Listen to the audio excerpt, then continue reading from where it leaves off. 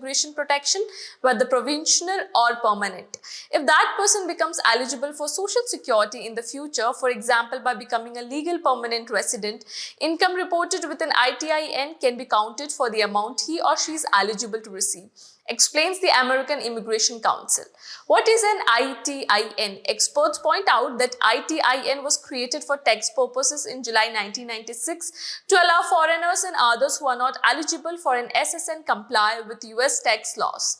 It's a 9-digit number that always starts with number 9 and has a range of numbers from 50 to 65, from 70 to 88, from 90 to 92, and from 94 to 99 from the 4th and 5th digits. The ITIN is in the format of an SSN 9XXXXXXXX, the report indicates.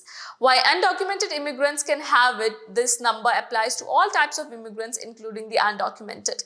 People who do not have legal status in the United States can obtain an ITIN, experts recall, but other people who are legally present in the country and must pay taxes, but who may not be eligible for an SSN, can also get an ITIN.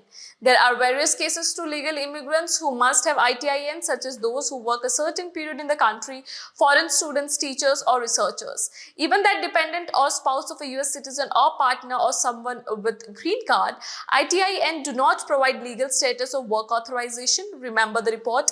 An ITIN does not provide legal immigration status and cannot be used to prove the legal presence in the United States.